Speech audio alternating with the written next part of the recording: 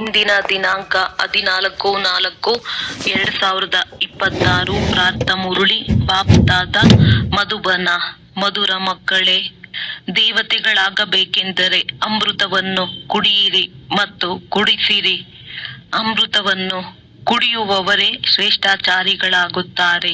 ಪ್ರಶ್ನೆ: ಈ ಸಮಯದಲ್ಲಿ ಸತ್ಯಯುಗಿ ಪ್ರಜೆಗಳು ಯಾವ ಆಧಾರದ ಮೇಲೆ ತಯಾರಾಗುತ್ತಿದ್ದಾರೆ? ಉತ್ತರ: ಯಾರು ಈ ಜ್ಞಾನದಿಂದ ಪ್ರಭಾವಿತರಾಗುತ್ತಾರೆ, ಬಹಳ ಚೆನ್ನಾಗಿದೆ ಎಂದು ಹೇಳುತ್ತಾರೆ. ಆದರೆ ವಿದ್ಯೆಯನ್ನು ಓದುವುದಿಲ್ಲವೋ, ಪರಿಶ್ರಮ ಪಡುವುದಿಲ್ಲವೋ ಅವರು ಪ್ರಜೆಗಳಾಗಿ ಬಿಡುತ್ತಾರೆ. ಪ್ರಭಾವಿತರಾಗುವುದು ಎಂದರೆ ಪ್ರಜೆಗಳಾಗುವುದು. ಸೂರ್ಯವಂಶಿ ರಾಜರಾಣಿಯಾಗಲು ಪರಿಶ್ರಮ ಪಡಬೇಕಲ್ಲವೇ? ವಿದ್ಯೆಯ ಮೇಲೆ ಪೂರ್ಣ ಗಮನವಿರಬೇಕು. ನೆನಪು ಮಾಡುತ್ತಾ ಮತ್ತು ಮಾಡಿಸುತ್ತಾ ಇದ್ದಾಗ ಶ್ರೇಷ್ಠ ಪದವಿಯು ಸಿಗುವುದು. ಗೀತೆ: ನೀನು ರಾತ್ರಿಯನ್ನು ನಿದ್ರಿಸುತ್ತಾ ಕಳೆದೆ, ಹಗಲನ್ನು ತಿನ್ನುತ್ತಾ ಕಳೆದೆ. ಓಂ ಶಾಂತಿ. ಮಕ್ಕಳು, ಗೀತೆಯನ್ನು ಕೇಳಿದ್ದೀರಿ. ನಮ್ಮ ಜೀವನವು ವಜ್ರ ಸಮಾನವಾಗಿತ್ತು, ಈಗ ಕವಡೆಯಂತಾಗಿ ಬಿಟ್ಟಿದೆ. ಇದಂತೂ ಸಾಮಾನ್ಯ ಮಾತಾಗಿದೆ. ಚಿಕ್ಕ ಮಕ್ಕಳು ಸಹ ತಿಳಿದುಕೊಳ್ಳುತ್ತಾರೆ. ತಂದೆಯು ಚಿಕ್ಕ ಮಕ್ಕಳು ಸಹ ತಿಳಿದುಕೊಳ್ಳುವಷ್ಟು ಸಹಜ ರೀತಿಯಿಂದ ತಿಳಿಸುತ್ತಾರೆ. ಸತ್ಯನಾರಾಯಣನ ಕಥೆಯನ್ನು ತಿಳಿಸುವಾಗ ಚಿಕ್ಕ ಮಕ್ಕಳು ಸಹ ಕುಳಿತುಕೊಳ್ಳುತ್ತಾರೆ. ಆದರೆ ಆ ಸತ್ಸಂಗಗಳಲ್ಲಿ ಏನೆಲ್ಲವನ್ನೂ ತಿಳಿಸುತ್ತಾರೆಯೋ ಅವೆಲ್ಲವೂ ಕಥೆಗಳಾಗಿವೆ. ಕಥೆಯು ಜ್ಞಾನವಲ್ಲ, ಇವು ಮಾಡಲ್ಪಟ್ಟ ಕಥೆಗಳಾಗಿವೆ.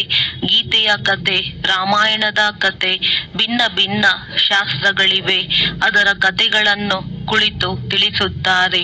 ಅವೆಲ್ಲವೂ ಕಥೆಗಳಾಗಿವೆ. ಕಥೆಗಳಿಂದ ಏನಾದರೂ ಲಾಭವಾಗುತ್ತದೆಯೇ? ಇದು ಸತ್ಯನಾರಾಯಣನ ಅರ್ಥಾತ್ ನರನಿಂದ ನಾರಾಯಣನಾಗುವ ಸತ್ಯ ಕಥೆಯಾಗಿದೆ. ಇದನ್ನು ಕೇಳುವುದರಿಂದ ನೀವು ನರನಿಂದ ನಾರಾಯಣರಾಗಿ ಬಿಡುತ್ತೀರಿ. ಇದು ಅಮರ ಕಥೆಯೂ ಆಗಿದೆ. ನೀವು ನಿಮಂತ್ರಣ ನೀಡುತ್ತೀರಿ, ಬನ್ನಿ ನಿಮಗೆ ಅಮರ ಕಥೆಯನ್ನು ತಿಳಿಸುತ್ತೇವೆ. ಇದರಿಂದ ನೀವು ಅಮರ ಲೋಕದಲ್ಲಿ ಹೋಗುತ್ತೀರಿ. ಆದರೆ ಯಾರು ತಿಳಿದುಕೊಳ್ಳುವುದಿಲ್ಲ, ಶಾಸ್ತ್ರಗಳ ಕಥೆಯನ್ನೇ ಕೇಳುತ್ತಾ ಬರುತ್ತಾರೆ, ಸಿಗುವುದೇನೂ ಇಲ್ಲ. ಲಕ್ಷ್ಮೀ ನಾರಾಯಣರ ಮಂದಿರಕ್ಕೆ ದರ್ಶನ ಮಾಡಿಕೊಂಡು ಬರೋಣವೆಂದು ಹೋಗುತ್ತಾರೆ. ಮಹಾತ್ಮರ ದರ್ಶನ ಮಾಡಿಕೊಂಡು ಬಂದೆವೆಂದು ಹೇಳುತ್ತಾರೆ. ಇದೊಂದು ಪದ್ಧತಿಯು ನಡೆಯುತ್ತಾ ಬಂದಿದೆ. ಋಷಿ ಮುನಿ ಮೊದಲಾದವರು ಯಾರೆಲ್ಲರೂ ಇದ್ದು ಹೋಗಿದ್ದಾರೆಯೋ ಅವರಿಗೆ ತಲೆಬಾಗುತ್ತಾ ಬಂದಿದ್ದಾರೆ. ರಚಯಿತ ಮತ್ತು ರಚನೆಯ ಕಥೆಯು ತಿಳಿದಿದೆಯೋ ಎಂದು ಕೇಳಿದರೆ ಇಲ್ಲವೆಂದು ಹೇಳುತ್ತಾರೆ. ಈಗ ನೀವು ಮಕ್ಕಳು ತಿಳಿದುಕೊಂಡಿದ್ದೀರಿ. ಈ ರಚಯಿತ ಮತ್ತು ರಚನೆಯ ಕಥೆಯು ಬಹಳ ಸಹಜವಾಗಿದೆ. ತಂದೆ ಮತ್ತು ಆಸ್ತಿಯ ಕಥೆಯಾಗಿದೆ. ಬಲೆ ಯಾರು ಪ್ರದರ್ಶನಿಗೆ ಬರುವರೋ ಅವರು ಕಥೆಯನ್ನಂತೂ ಚೆನ್ನಾಗಿ ಕೇಳಿಸಿಕೊಳ್ಳುತ್ತಾರೆ, ಆದರೆ ಪವಿತ್ರರಾಗುವುದಿಲ್ಲ. ಈ ವಿಕಾರಗಳಲ್ಲಿ ಹೋಗುವ ಪದ್ಧತಿಯೂ ಸಹ ಅನಾದಿಯಾಗಿದೆ ಎಂದು ತಿಳಿದುಕೊಳ್ಳುತ್ತಾರೆ. ಮಂದಿರಗಳಲ್ಲಿ ದೇವತೆಗಳ ಮುಂದೆ ಹೋಗಿ ತಾವು ಸಂಪೂರ್ಣ ನಿರ್ವಿಕಾರಿಗಳಾಗಿದ್ದೀರಿ ಎಂದು ಆಡುತ್ತಾರೆ. ಮತ್ತೆ ಹೊರಗೆ ಬಂದು ವಿಕಾರದಲ್ಲಿ ಹೋಗುವರು. ಇದು ಅನಾದಿಯಾಗಿದೆ. ಇದು ಇಲ್ಲದೆ ಪ್ರಪಂಚವು ಹೇಗೆ ನಡೆಯುವುದು ಎಂದು ಕೇಳುತ್ತಾರೆ. ಲಕ್ಷ್ಮೀ ನಾರಾಯಣ ಮೊದಲಾದವರಿಗೂ ಮಕ್ಕಳಿದ್ದರಲ್ಲವೇ ಎನ್ನುತ್ತಾರೆ. ಇಂಥವರಿಗೆ ಏನು ಹೇಳುವುದು? ಮನುಷ್ಯನ ಪದವಿಯಂತೂ ಕೊಡಲು ಸಾಧ್ಯವಿಲ್ಲ. ದೇವತೆಗಳು ಸಹ ಮನುಷ್ಯರಾಗಿದ್ದರು. ಲಕ್ಷ್ಮೀ ನಾರಾಯಣರ ರಾಜ್ಯದಲ್ಲಿ ಎಷ್ಟು ಸುಖಿಯಾಗಿದ್ದರು. ನೀವು ಮಕ್ಕಳಿಗೆ ತಂದೆಯು ಬಹಳ ಸಹಜವಾದ ಮಾತನ್ನು ತಿಳಿಸುತ್ತಾರೆ. ಅವಶ್ಯವಾಗಿ ಇದೇ ಭಾರತದಲ್ಲಿಯೇ ಸ್ವರ್ಗವಿತ್ತು, ಲಕ್ಷ್ಮೀನಾರಾಯಣರ ರಾಜ್ಯವಿತ್ತು. ಇದನ್ನಂತೂ ಎಲ್ಲರೂ ಒಪ್ಪುತ್ತಾರೆ. ಸತ್ಯಯುಗದಲ್ಲಿ ಇವರ ರಾಜ್ಯವಿತ್ತು. ಅಲ್ಲಿ ಯಾರೂ ದುಃಖಿಯಾಗಿರಲಿಲ್ಲ, ಸಂಪೂರ್ಣ ನಿರ್ವಿಕಾರಿಗಳಿದ್ದರು. ಅವರ ಮಂದಿರಗಳು ದೊಡ್ಡ ದೊಡ್ಡದಾಗಿ ಮಾಡಲ್ಪಟ್ಟಿವೆ. ಅವರಿಗೆ 5,000 ವರ್ಷಗಳಾಯಿತು. ಅವರು ಈಗ ಇಲ್ಲ, ಈಗಂತೂ ಕಲಿಯುಗದ ಅಂತ್ಯವಾಗಿದೆ. ಮನುಷ್ಯರು ಪರಸ್ಪರ ಹೊಡೆದಾಡುತ್ತಾ ಜಗಳವಾಡುತ್ತಾಗಿರುತ್ತಾರೆ. ಭಗವಂತನಂತೂ ಮೇಲೆ ನಿರ್ವಾಣಧಾಮದಲ್ಲಿಯೇ ಇರುತ್ತಾರೆ. ಮೂಲತಃ ನಾವಾತ್ಮರು ಅಲ್ಲಿಯೇ ಇರುತ್ತೇವೆ. ಪಾತ್ರವನ್ನಭಿನಯಿಸಲು ಇಲ್ಲಿಗೆ ಬರುತ್ತೇವೆ. ಮೊದಲು ನಾವು ಲಕ್ಷ್ಮೀ ನಾರಾಯಣರ ರಾಜ್ಯದಲ್ಲಿದ್ದೆವು. ಅಲ್ಲಿ ಬಹಳ ಸುಖ ಆನಂದವಿತ್ತು. ನಂತರ ನಾವು 84 ಜನ್ಮಗಳನ್ನು ತೆಗೆದುಕೊಳ್ಳಬೇಕಾಯಿತು. 84 ಜನ್ಮಗಳ ಚಕ್ರವೆಂದು ಗಾಯನವೂ ಇದೆ. ನಾವು ಸೂರ್ಯ ವಂಶದಲ್ಲಿ 1250 ವರ್ಷಗಳ ಕಾಲ ರಾಜ್ಯಭಾರ ಮಾಡಿದೆವು. ಅಲ್ಲಿ ಅಪಾರ ಸುಖವಿತ್ತು. ಸಂಪೂರ್ಣ ನಿರ್ವಿಕಾರಿಗಳಾಗಿದ್ದೆವು. ವಜ್ರ ವೈಡೂರ್ಯಗಳ ಮೆಹಲುಗಳಿತ್ತು. ನಾವೇ ರಾಜ್ಯಭಾರ ಮಾಡಿದೆವು. ನಂತರ 84 ಜನ್ಮಗಳಲ್ಲಿ ಬರಬೇಕಾಯಿತು. ಈ ವಿಶ್ವದ ಚರಿತ್ರೆ ಭೂಗೋಳದ ಚಕ್ರವು ಸುತ್ತುತ್ತಾ ಇರುತ್ತದೆ. ಅರ್ಧಕಲ್ಪ ಸುಖವಿತ್ತು. ರಾಮ ರಾಜ್ಯದಲ್ಲಿದ್ದೆವು. ನಂತರ ಮನುಷ್ಯರು ವೃದ್ಧಿಯಾಗುತ್ತಾ ಹೋಯಿತು. ಸತ್ಯಯುಗದಲ್ಲಿ ಕೇವಲ 9 ಲಕ್ಷ ಜನ ಇದ್ದರು. ಸತ್ಯಯುಗದ ಅಂತ್ಯದಲ್ಲಿ ವೃದ್ಧಿಯಾಗಿ 9 ಲಕ್ಷದಿಂದ 2 ಕೋಟಿಯಾಗಿ ಬಿಟ್ಟರು. ನಂತರ 12 ಜನ್ಮಗಳು ತ್ರೇತಾಯುಗದಲ್ಲಿ ಬಹಳ ಸುಖ ಶಾಂತಿಯಲ್ಲಿದ್ದಿರಿ. ಒಂದೇ ಧರ್ಮವಿತ್ತು. ನಂತರ ಏನಾಯಿತು? ರಾವಣ ರಾಜ್ಯವು ಆರಂಭವಾಯಿತು. ರಾಮರಾಜ್ಯ ಮತ್ತು ರಾವಣ ರಾಜ್ಯವನ್ನು ನೋಡಿ ಬಹಳ ಸಹಜ ರೀತಿಯಿಂದ ತಿಳಿಸುತ್ತೇನೆ. ಚಿಕ್ಕ ಚಿಕ್ಕ ಮಕ್ಕಳಿಗೂ ಸಹ ಹೀಗೆ ತಿಳಿಸಬೇಕು. ಮತ್ತೇನಾಯಿತು? ದೊಡ್ಡ ದೊಡ್ಡ ಚಿನ್ನ ವಜ್ರ ವೈಡೂರ್ಯಗಳ ಮೆಹಲುಗಳು ಭೂಕಂಪದಲ್ಲಿ ಕೆಳಗೆ ಹೊರಟು ಹೋದವು. ಭಾರತವಾಸಿಗಳು ವಿಕಾರಿಯಾದುದರಿಂದಲೇ ಭೂಕಂಪವಾಯಿತು. ನಂತರ ರಾವಣ ರಾಜ್ಯವು ಆರಂಭವಾಯಿತು. ಪವಿತ್ರರಿಂದ ಅಪವಿತ್ರರಾಗಿ ಬಿಟ್ಟರು. ಇದಕ್ಕೆ ಚಿನ್ನದ ಲಂಕೆಯು ಕೆಳಗಡೆ ಹೊರಟು ಹೋಯಿತೆಂದು ಹೇಳುತ್ತಾರೆ. ಸ್ವಲ್ಪವಾದರೂ ಉಳಿದಿರಬೇಕಲ್ಲವೇ? ಅದರಿಂದ ಮಂದಿರ ಇತ್ಯಾದಿಗಳನ್ನು ಕಟ್ಟಿಸಿರುತ್ತಾರೆ. ಭಕ್ತಿ ಮಾರ್ಗವು ಆರಂಭವಾಯಿತು. ಮನುಷ್ಯರು ವಿಕಾರಿಯಾಗತೊಡಗಿದರು. ನಂತರ ರಾವಣ ರಾಜ್ಯವು ನಡೆಯಿತು. ಆಗಿನಿಂದ ಆಯಸ್ಸು ಕಡಿಮೆಯಾಯಿತು. ನಾವು ನಿರ್ವಿಕಾರಿ ಯೋಗಿಗಳಿಂದ ವಿಕಾರಿ ಭೋಗಿಗಳಾಗಿ ಬಿಟ್ಟೆವು. ಯಥಾ ರಾಜ ರಾಣಿ ತಥಾ ಪ್ರಜಾ ಎಲ್ಲರೂ ವಿಕಾರಿಗಳಾಗಿ ಬಿಟ್ಟರು. ಈ ಕಥೆಯು ಎಷ್ಟು ಸಹಜವಾಗಿದೆ. ಚಿಕ್ಕ ಚಿಕ್ಕ ಕನ್ಯೆಯರು ಈ ಕಥೆಯನ್ನು ತಿಳಿಸಿದ್ದೇ ಆದರೆ ದೊಡ್ಡ ದೊಡ್ಡ ವ್ಯಕ್ತಿಗಳು ಸಹ ತಲೆ ತಗ್ಗಿಸುವರು. ಈಗ ತಂದೆಯು ಕುಳಿತು ತಿಳಿಸುತ್ತಾರೆ. ಅವರೇ ಜ್ಞಾನ ಸಾಗರ ಪತಿತ ಪಾವನನಾಗಿದ್ದಾರೆ. ಒಳ್ಳೆಯದು. ದ್ವಾಪರದಲ್ಲಿ ಭೋಗಿ ಪತಿತರಾಗಿ ಬಿಟ್ಟರು. ಆಗ ಅನ್ಯ ಧರ್ಮಗಳು ಪ್ರಾರಂಭವಾಗುತ್ತಾ ಹೋಯಿತು. ಯಾವ ಅಮೃತದ ನಶೆ ಇತ್ತು ಅದು ಸಮಾಪ್ತಿಯಾಯಿತು. ಜಗಳ ಕಲಹಗಳಾಗತೊಡಗಿತ್ತು. ದ್ವಾಪರದಿಂದ ಹಿಡಿದು ನಾವು ಕೆಳಗಿಳಿಯುತ್ತಲೇ ಬಂದೆವು. ಕಲಿಯುಗದಲ್ಲಿ ನಾವು ಇನ್ನು ವಿಕಾರಿಗಳಾದೆವು. ಕಲ್ಲಿನ ಮೂರ್ತಿಗಳನ್ನು ಮಾಡುತ್ತಲೇ ಬಂದೆವು. ಹನುಮಂತ ಗಣೇಶನ ಕಲ್ಲು ಬುದ್ಧಿಯವರಾದ ಕಾರಣ ಕಲ್ಲಿನ ಪೂಜೆಯನ್ನೇ ಮಾಡಲು ಆರಂಭಿಸಿದೆವು. ಭಗವಂತನು ಕಲ್ಲು ಮಣ್ಣಿನಲ್ಲಿದ್ದಾರೆಂದು ತಿಳಿದುಕೊಂಡಿದ್ದೆವು.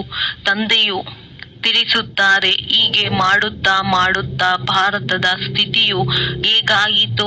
ಮತ್ತೆ ಪುನಃ ತಂದೆಯು ಬಂದು ವಿಷವನ್ನು ಬಿಡಿ, ಅಮೃತವನ್ನು ಪಾನ ಮಾಡಿ, ಮತ್ತೆ ರಾಜ್ಯ ಭಾಗ್ಯವನ್ನು ಪಡೆಯಿರಿ. ವಿಷವನ್ನು ಬಿಟ್ಟು ನೀವು ಮನುಷ್ಯರಿಂದ ದೇವತೆಗಳಾಗುವಿರಿ. ಆದರೆ ವಿಷವನ್ನು ಬಿಡುವುದೇ ಇಲ್ಲ. ವಿಷಕ್ಕಾಗಿ ಎಷ್ಟೊಂದು ಒಡೆಯುತ್ತಾರೆ, ತೊಂದರೆ ಕೊಡುತ್ತಾರೆ. ಆದ್ದರಿಂದಲೇ ದ್ರೌಪದಿಯು ಕರೆದಳಲ್ಲವೇ, ನೀವೀಗ ತಿಳಿದುಕೊಂಡಿದ್ದೀರಿ. ಅಮೃತವನ್ನು ಕುಡಿಯದ ವಿನಃ ನಾವು ದೇವತೆಗಳಾಗುವುದು ಹೇಗೆ? ಸತ್ಯಯುಗದಲ್ಲಂತೂ ರಾವಣನಿರುವುದಿಲ್ಲ. ತಂದೆಯು ತಿಳಿಸುತ್ತಾರೆ. ಎಲ್ಲಿಯವರೆಗೆ ಶ್ರೇಷ್ಠಾಚಾರಿಗಳಾಗುವುದಿಲ್ಲವೋ ಅಲ್ಲಿಯವರೆಗೆ ಸತ್ಯಯುಗದಲ್ಲಿ ಬರಲು ಸಾಧ್ಯವಿಲ್ಲ. ಯಾರು ಶ್ರೇಷ್ಠಾಚಾರಿಗಳಾಗಿದ್ದರೋ ಅವರು ಭ್ರಷ್ಟಾಚಾರಿಗಳಾಗಿದ್ದಾರೆ. ಪುನಃ ಈಗ ಅಮೃತವನ್ನು ಕುಡಿದು ಶ್ರೇಷ್ಠಾಚಾರಿಗಳಾಗಬೇಕಾಗಿದೆ. ನನ್ನನ್ನೇ ನೆನಪು ಮಾಡಿ ಎಂದು ತಂದೆಯು ಹೇಳುತ್ತಾರೆ. ಗೀತೆಯನ್ನು ಮರೆತು ಬಿಟ್ಟಿರಾ? ಗೀತೆಯನ್ನು ರಚನೆಯನ್ನು ನಾನು ಮಾಡಿದೆನು, ಹೆಸರನ್ನಂತೂ ಕೃಷ್ಣನದ್ದನ್ನು ಹಾಕಿಬಿಟ್ಟಿರಿ. ಈ ಲಕ್ಷ್ಮೀ ನಾರಾಯಣರಿಗೆ ಯಾರು ರಾಜ್ಯ ಪದವಿಯನ್ನು ಕೊಟ್ಟರು? ಅವಶ್ಯವಾಗಿ ಭಗವಂತನೇ ಕೊಟ್ಟಿರಬೇಕು. ಇಂದಿನ ಜನ್ಮದಲ್ಲಿ ಭಗವಂತನು ರಾಜಯೋಗವನ್ನು ಕಲಿಸಿದ್ದರು, ನಂತರ ಹೆಸರನ್ನು ಕೃಷ್ಣನದ್ದನ್ನು ಹಾಕಿದರು ಅಂದಾಗ ತಿಳಿಸಿಕೊಡಲು ಅಭ್ಯಾಸ ಮಾಡಬೇಕಾಗಿದೆ. ಬಹಳ ಸಹಜವಾದ ಕಥೆಯಾಗಿದೆ. ಇದನ್ನು ತಿಳಿಸಲು ತಂದೆಗೆ ಎಷ್ಟು ಸಮಯ ಹಿಡಿಸಿತ್ತು? ಅರ್ಧ ಗಂಟೆಯಲ್ಲಿ ಇಷ್ಟು ಸಹಜವಾದ ಮಾತು ಸಹ ಅರ್ಥವಾಗುವುದಿಲ್ಲವೇ? ಆದ್ದರಿಂದ ತಂದೆಯು ತಿಳಿಸುತ್ತಾರೆ, ಕೇವಲ ಒಂದು ಚಿಕ್ಕ ಕಥೆಯನ್ನಾಗಿ ಮಾಡಿ ಅನ್ಯರಿಗೆ ತಿಳಿಸಿಕೊಡಬೇಕು. ಕೈಯಲ್ಲಿ ಚಿತ್ರವನ್ನು ಹಿಡಿದುಕೊಳ್ಳಿ. ಸತ್ಯಯುಗದಲ್ಲಿ ಲಕ್ಷ್ಮೀನಾರಾಯಣರ ರಾಜ್ಯ, ನಂತರ ರಾಮ ಸೀತೆಯರ ರಾಜ್ಯ, ನಂತರ ದ್ವಾಪರ ಯುಗದಲ್ಲಿ ರಾವಣ ರಾಜ್ಯವು ಪ್ರಾರಂಭವಾಯಿತು. ಎಷ್ಟು ಸಹಜವಾದ ಕಥೆಯಾಗಿದೆ. ಅವಶ್ಯವಾಗಿ ನಾವು ದೇವತೆಗಳಾಗಿದ್ದೆವು. ಕ್ಷತ್ರಿಯರು, ವೈಶ್ಯ, ನಂತರ ಶೂದ್ರರಾದೆವು. ಈಗ ತಮ್ಮನ್ನು ದೇವತೆಗಳು ಎಂದು ತಿಳಿಯದ ಕಾರಣ ಇಂದು ಎಂದು ಹೇಳಿಬಿಡುತ್ತಾರೆ. ಧರ್ಮ ಶ್ರೇಷ್ಠ, ಕರ್ಮ ಶ್ರೇಷ್ಠದಿಂದ ಕರ್ಮ ಭ್ರಷ್ಟರಾಗಿದ್ದೇವೆ. ಹೀಗೆ ಚಿಕ್ಕ ಚಿಕ್ಕ ಮಕ್ಕಳು ಸಹ ಭಾಷಣ ಮಾಡಿ ಸಭೆಯಲ್ಲಿ ಮತ್ತೊಮ್ಮೆ ಹೇಳಿ ಎಂದು ಹೇಳಿಸಿಕೊಳ್ಳಬೇಕು. ತಂದೆಯು ಎಲ್ಲ ಸೇವಾ ಕೇಂದ್ರದವರಿಗೂ ತಿಳಿಸುತ್ತಿದ್ದಾರೆ. ಈಗ ದೊಡ್ಡ ದೊಡ್ಡವರು ಕಲಿಯದಿದ್ದರೆ ಚಿಕ್ಕ ಚಿಕ್ಕ ಕುಮಾರಿಯರಿಗೆ ಕಲಿಸಿಕೊಡಿ. ಕುಮಾರಿಯರ ಹೆಸರು ಸಹ ಇದೆ. ದೆಹಲಿ ಮತ್ತು ಬಾಂಬೆಯಲ್ಲಿ ಬಹಳ ಒಳ್ಳೊಳ್ಳೆಯ ಕುಮಾರಿಯರಿದ್ದಾರೆ, ವಿದ್ಯಾವಂತರು ಆಗಿದ್ದಾರೆ. ಅವರೀಗ ಎದ್ದು ನಿಲ್ಲಬೇಕಾಗಿದೆ. ಎಷ್ಟೊಂದು ಸೇವೆ ಮಾಡಬಹುದು. ಕುಮಾರಿಯರು ಎದ್ದು ನಿಂತರೆ ಹೆಸರು ಪ್ರಸಿದ್ಧವಾಗಿ ಬಿಡುವುದು. ಸಾಹುಕಾರ ಮನೆಯವರು ಧೈರ್ಯವನ್ನಿಡುವುದು ಬಹಳ ವಿರಳ. ಅವರಿಗೆ ಸಾಹುಕಾರತನದ ನಶೆ ಇರುತ್ತದೆ. ವರದಕ್ಷಿಣೆ ಸಿಗುತ್ತದೆ ಎಂದರೆ ಸಾಕು. ಕುಮಾರಿಯರು ವಿವಾಹ ಮಾಡಿಕೊಂಡು ಮುಖ ಕಪ್ಪು ಮಾಡಿಕೊಂಡು ಎಲ್ಲರ ಮುಂದೆ ತಲೆಬಾಗಬೇಕಾಗುತ್ತದೆ. ತಂದೆಯು ಎಷ್ಟು ಸಹಜವಾಗಿ ತಿಳಿಸುತ್ತಾರೆ. ಆದರೆ ಪಾರಸ ಬುದ್ಧಿಯಾಗುವ ವಿಚಾರವೇ ಬರುವುದಿಲ್ಲ. ನೋಡಿ, ಕೆಲವರು ಓದುವುದೇ ಬರುವುದಿಲ್ಲ. ಅಂತವರೂ ಸಹ MP MLA ಗಳಾಗಿದ್ದಾರೆ. ವಿದ್ಯೆಯಿಂದ ಏನೇನೆಲ್ಲ ಆಗಿಬಿಡುತ್ತಾರೆ. ಈ ವಿದ್ಯೆಯು ಬಹಳ ಸಹಜವಾಗಿದೆ. ಬಹಳ ಒಳ್ಳೊಳ್ಳೆಯ ಕುಮಾರಿಯರಿದ್ದಾರೆ. ಆದರೆ ಅವರಿಗೆ ಅವರದೇ ನಶೆ ಏರಿದೆ. ಸ್ವಲ್ಪ ಕೆಲಸ ಮಾಡಿದರೂ ಸಹ ನಾವು ತುಂಬಾ ಕೆಲಸ ಮಾಡಿದೆವೆಂದು ತಿಳಿದುಕೊಳ್ಳುತ್ತಾರೆ. ಈಗಂತೂ ಬಹಳಷ್ಟು ಸೇವೆ ಇದೆ. ಇತ್ತೀಚೆಗೆ ಕುಮಾರಿಯರು ಬಹಳ ಫ್ಯಾಷನ್ ನಲ್ಲಿಯೇ ಇರುತ್ತಾರೆ. ಅಲ್ಲಂತೂ ಸ್ವಾಭಾವಿಕ ಸೌಂದರ್ಯವಿರುತ್ತದೆ. ಇಲ್ಲಿ ಎಷ್ಟೊಂದು ಕೃತಕವಾದ ಸೌಂದರ್ಯವನ್ನು ಮಾಡಿಕೊಳ್ಳುತ್ತಿರುತ್ತಾರೆ. ಕೇವಲ ಕೂದಲಿಗಾಗಿಯೇ ಎಷ್ಟೊಂದು ಹಣವನ್ನು ಕೊಡುತ್ತಾರೆ. ಇದು ಮಾಯೆಯ ಪಾಂಪ್ ಶೋ ಆಗಿದೆ. ಮಾಯಾ ರಾವಣ ರಾಜ್ಯದ ಪತನ ಮತ್ತು ರಾಮರಾಜ್ಯದ ಉತ್ಥಾನ. ಈಗ ರಾಮರಾಜ್ಯವು ಸ್ಥಾಪನೆಯಾಗುತ್ತಿದೆ. ಆದರೆ ಸ್ವಲ್ಪ ಪರಿಶ್ರಮ ಪಡಬೇಕಾಗಿದೆ. ನೀವು ಏನಾಗುತ್ತೀರಿ? ವಿದ್ಯೆಯನ್ನು ಓದದೇ ಇದ್ದರೆ ಅಲ್ಲಿ ಹೋಗಿ ಚಿಕ್ಕ ಪದವಿಯ ಪ್ರಜೆಗಳಾಗಿ ಬಿಡುತ್ತೀರಿ. ಇತ್ತೀಚಿನ ದೊಡ್ಡ ದೊಡ್ಡ ಮನುಷ್ಯರು ಅಲ್ಲಿಗೆ ಹೋಗಿ ಪ್ರಜೆಗಳಾಗಿ ಬರುತ್ತಾರೆ. ಸಾಹುಕಾರರು ಕೇವಲ ಚೆನ್ನಾಗಿದೆ ಚೆನ್ನಾಗಿದೆ ಎಂದು ತಮ್ಮ ವ್ಯಾಪಾರದಲ್ಲಿಯೇ ಇರುತ್ತಾರೆ. ಬಹಳ ಒಳ್ಳೆಯ ಪ್ರಭಾವವಿರುತ್ತದೆ. ಆದರೆ ಮತ್ತೇನು? ಕೊನೆಯಲ್ಲಿ ಏನಾಗುವುದು? ಅಲ್ಲಿಗೆ ಹೋಗಿ ಪ್ರಜೆಗಳಾಗುತ್ತಾರೆ. ಪ್ರಭಾವಿತರಾಗುವುದು ಎಂದರೆ ಪ್ರಜೆಗಳಾಗುವುದಾಗಿದೆ. ಯಾರು ಪರಿಶ್ರಮ ಪಡುತ್ತಾರೆಯೋ ಅವರು ರಾಮರಾಜ್ಯದಲ್ಲಿ ಬರುತ್ತಾರೆ. ತಿಳಿದುಕೊಳ್ಳುವುದು ಸಹಜವಾಗಿದೆ. ಈ ಕಥೆಯ ನಶೆಯಲ್ಲಿ ಯಾರಿದ್ದರೂ ಸಹ ದೋಣಿಯು ಪಾರಾಗಿ ಬಿಡುವುದು. ನಾವು ಶಾಂತಿಧಾಮಕ್ಕೆ ಹೋಗುತ್ತೇವೆ, ನಂತರ ಸುಖಧಾಮಕ್ಕೆ ಬರುತ್ತೇವೆ ಎಂದು ನೆನಪು ಮಾಡುತ್ತಾ ಮಾಡಿಸುತ್ತಾ ಇದ್ದರೆ ಸಾಕು, ಶ್ರೇಷ್ಠ ಪದವಿಯನ್ನು ಪಡೆಯಬಹುದು. ವಿದ್ಯೆಯ ಮೇಲೆ ಗಮನ ಕೊಡಬೇಕಾಗಿದೆ. ಚಿತ್ರವು ಕೈಯಲ್ಲಿರಬೇಕಾಗಿದೆ. ಹೇಗೆ ಬಾಬಾರವರು ಲಕ್ಷ್ಮೀ ನಾರಾಯಣನ ಪೂಜೆ ಮಾಡುತ್ತಿದ್ದಾಗ ಅವರ ಜೇಬಿನಲ್ಲಿ ಚಿತ್ರವಿರುತ್ತಿತ್ತು, ಹಾಗೆಯೇ ಚಿತ್ರ ಚಿಕ್ಕದಾಗಿಯೂ ಇದೆ ಹಾಗೂ ಲಾಕೆಟ್ನಲ್ಲಿಯೂ ಸಹ ಇದೆ. ಇದರ ಬಗ್ಗೆ ತಿಳಿಸಬೇಕಾಗಿದೆ. ಇವರು ತಂದೆಯಾಗಿದ್ದಾರೆ, ಇವರ ಮೂಲಕ ಆಸ್ತಿಯೂ ಸಿಗುತ್ತಿದೆ. ಈಗ ಪವಿತ್ರರಾಗಿ ತಂದೆಯನ್ನು ನೆನಪು ಮಾಡಬೇಕು. ಈ ಬ್ಯಾಡ್ಜ್ನಲ್ಲಿ ಎಷ್ಟೊಂದು ಜ್ಞಾನವಿದೆ, ಇದರಲ್ಲಿ ಸಂಪೂರ್ಣ ಜ್ಞಾನವಿದೆ. ಇದರ ಬಗ್ಗೆ ತಿಳಿಸುವುದು ಬಹಳ ಸಹಜವಾಗಿದೆ. ಸೆಕೆಂಡಿನಲ್ಲಿ ತಂದೆಯಿಂದ ಸ್ವರ್ಗದ ಜೀವನ್ ಮುಕ್ತಿಯ ಆಸ್ತಿಯು ಸಿಗುತ್ತದೆ. ಇದನ್ನು ಯಾರು ತಿಳಿಸಿದರೂ ಸಹ ಜೀವನ್ ಮುಕ್ತಿ ಪದವಿಯ ಅಧಿಕಾರಿಗಳಾಗಿ ಬಿಡುತ್ತಾರೆ. ಬಾಕಿ ವಿದ್ಯೆಯ ಅನುಸಾರ ಶ್ರೇಷ್ಠ ಪದವಿಯನ್ನು ಪಡೆಯುತ್ತೀರಿ. ಸ್ವರ್ಗದಲ್ಲಂತೂ ಬರುತ್ತೀರಲ್ಲವೇ, ಕೊನೆಯಲ್ಲಂತೂ ಬರಬೇಕಲ್ಲವೇ, ವೃದ್ಧಿ ಆಗಲೇಬೇಕಾಗಿದೆ. ದೇವಿ ದೇವತಾ ಧರ್ಮವೂ ಶ್ರೇಷ್ಠವಾಗಿದೆ, ಅವರಂತೂ ಆಗುತ್ತಾರಲ್ಲವೇ. ಲಕ್ಷಾಂತರ ಲೆಕ್ಕದಲ್ಲಿ ಪ್ರಜೆಗಳಾಗುತ್ತಾರೆ. ಸೂರ್ಯವಂಶಿಯಾಗುವುದರಲ್ಲಿಯೇ ಪರಿಶ್ರಮವಿದೆ. ಸರ್ವಿಸ್ ಮಾಡುವವರೇ ಒಳ್ಳೆಯ ಪದವಿಯನ್ನು ಪಡೆಯುತ್ತಾರೆ. ಇವರ ಹೆಸರುಗಳೂ ಸಹ ಪ್ರಸಿದ್ಧವಾಗಿದೆ. ಕುಮಾರಿಕಾ ದಾದೀಜಿ, ಜಾನಕಿ ದಾದೀಜಿ ಚೆನ್ನಾಗಿ ಸೇವಾ ಕೇಂದ್ರವನ್ನು ಸಂಭಾಲನೆ ಮಾಡುತ್ತಿದ್ದಾರೆ. ಯಾವುದೇ ತರಹದ ತೊಂದರೆ ಇಲ್ಲ. ತಂದೆಯು ತಿಳಿಸುತ್ತಾರೆ, ಕೆಟ್ಟದನ್ನು ನೋಡಬೇಡಿ, ಕೆಟ್ಟದನ್ನು ಮಾತನಾಡಬೇಡಿ ಎಂದು ಹೇಳುತ್ತಾರೆ. ಆದರೂ ಸಹ ಏನೇನೋ ಮಾತನಾಡುತ್ತಾರೆ. ಅಂತವು ಅಲ್ಲಿ ಹೋಗಿ ಏನಾಗುತ್ತಾರೆ. ಇಷ್ಟು ಸಹಜವಾದ ಸರ್ವೀಸ್ ಅನ್ನು ಸಹ ಮಾಡುವುದಿಲ್ಲ. ಚಿಕ್ಕ ಚಿಕ್ಕ ಮಕ್ಕಳೂ ಸಹ ಇದನ್ನು ಅರ್ಥ ಮಾಡಿಸಬಹುದು, ಅನ್ಯರಿಗೂ ತಿಳಿಸಲೂಬಹುದು. ಮಂಗಗಳ ಸೈನ್ಯವು ಪ್ರಸಿದ್ಧವಾಗಿದೆ ಎಲ್ಲವೇ.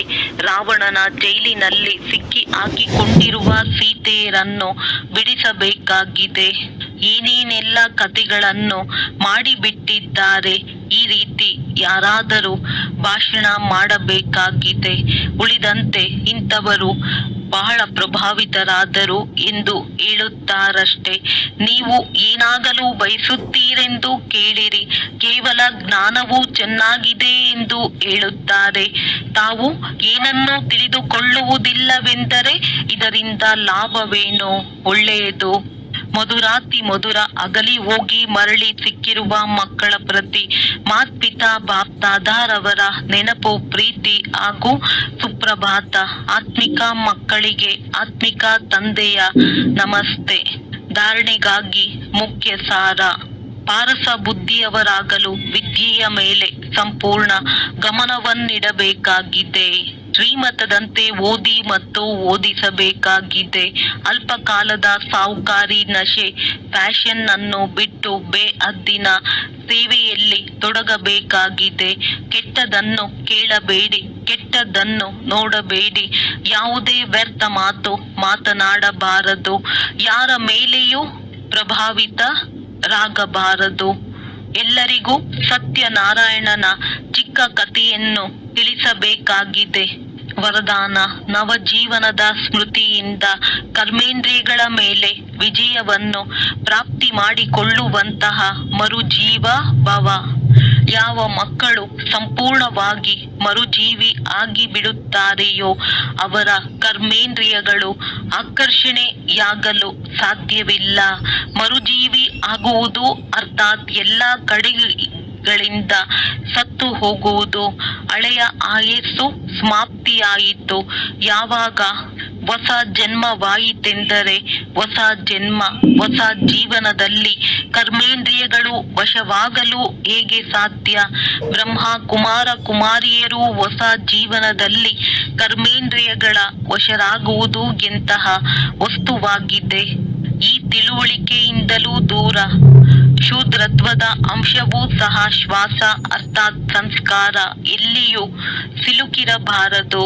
ಸ್ಲೋಗನ್: ಅಮೃತ ವೇಳೆಯಲ್ಲಿ ಹೃದಯದಲ್ಲಿ ಪರಮಾತ್ಮನ ಸ್ನೇಹವನ್ನು ಸಮಾವೇಶ ಮಾಡಿಕೊಳ್ಳುತ್ತೀರೆಂದರೆ ಮತ್ಯಾವುದೇ ಸ್ನೇಹವು ಆಕರ್ಷಿಸಲು ಸಾಧ್ಯವಿಲ್ಲ. ಅವ್ಯಕ್ತ ಸೂಚನೆ: ಮಹಾನರಾಗಲು ಮಧುರತೆ ಮತ್ತು ನಮ್ರತೆಯ ಗುಣ ಧಾರಣೆ ಮಾಡಿ. ಸಂಘಟನೆಯಲ್ಲಿ ಸಫಲತೆ ಪ್ರಾಪ್ತಿ ಮಾಡಿಕೊಳ್ಳಲು ಸದಾ ನಮ್ರಚಿತ್ತ ಸಿಂಹಾಸನದ ಮೇಲೆ ವಿರಾಜಮಾನರಾಗಿರಿ. ಇದೇ ಸಿಂಹಾಸನದ ಮೇಲೆ ಕುಳಿತು ಜವಾಬ್ದಾರಿಯ ಕಿರೀಟ ಧಾರಣೆ ಮಾಡಿಕೊಂಡು ಭವಿಷ್ಯ ಪದವಿಯನ್ನು ಮಾಡಿಕೊಳ್ಳಿರಿ. ಸಿಂಹಾಸನದಿಂದ ಇಳಿಯಬೇಡಿರಿ, ಇದರ ಮೇಲೆ ಕುಳಿತು ಕಾರ್ಯ ಮಾಡಿ, ಆಗ ಸಫಲತೆ ಸಿಗುತ್ತಿರುವುದು. ಅದಕ್ಕಾಗಿ ಮೊದಲು ನೀವು ಎನ್ನುವ ಪಾಠವನ್ನು ಪಕ್ಕಾ ಮಾಡಿಕೊಳ್ಳಿರಿ. ಇದರಿಂದ ನಿಮ್ಮ ಸಂಸ್ಕಾರ ಎಲ್ಲರ ಜೊತೆ ಸಹಜವಾಗಿ ಮಿಲನವಾಗುವುದು. ಒಳ್ಳೆಯದು. ಓಂ ಶಾಂತಿ.